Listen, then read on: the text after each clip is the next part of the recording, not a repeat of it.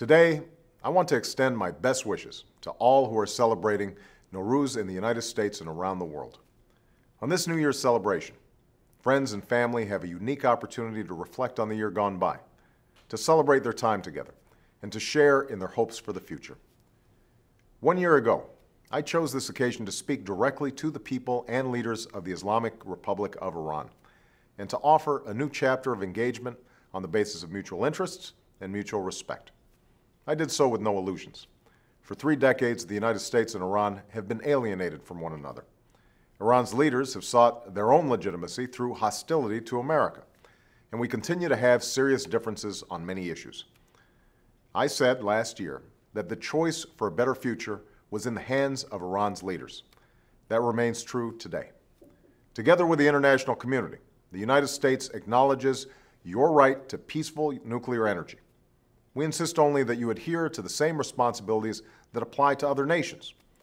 We're familiar with your grievances from the past. We have our own grievances as well, but we are prepared to move forward. We know what you're against. Now tell us what you're for. For reasons known only to them, the leaders of Iran have shown themselves unable to answer that question. They've refused good faith proposals from the international community. They have turned their backs on a pathway that would bring more opportunity to all Iranians and allow a great civilization to take its rightful place in the community of nations. Faced with an extended hand, Iran's leaders have shown only a clenched fist. Last June, the world watched with admiration as Iranians sought to exercise their universal right to be heard.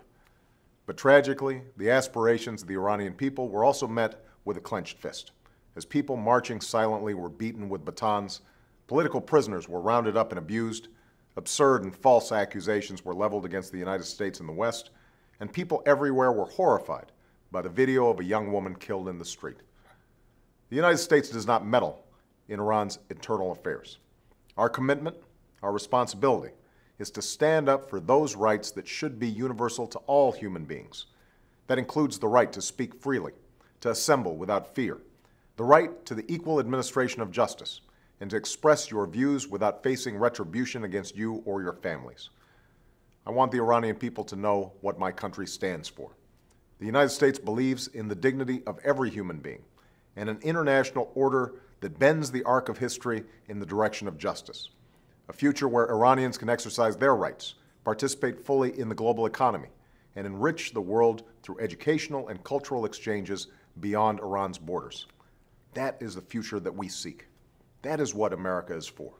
That is why, even as we continue to have differences with the Iranian government, we will sustain our commitment to a more hopeful future for the Iranian people. For instance, by increasing opportunities for educational exchanges so that Iranian students can come to our colleges and universities, and through our efforts to ensure that Iranians can have access to the software and internet technologies that will enable them to communicate with each other and with the world without fear of censorship. Finally, let me be clear. We are working with the international community to hold the Iranian government accountable because they refuse to live up to their international obligations. But our offer of comprehensive diplomatic contacts and dialogue stands. Indeed, over the course of the last year, it is the Iranian government that has chosen to isolate itself and to choose a self-defeating focus on the past over a commitment to build a better future.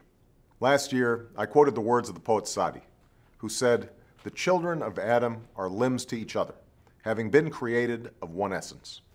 I still believe that. I believe it with every fiber of my being.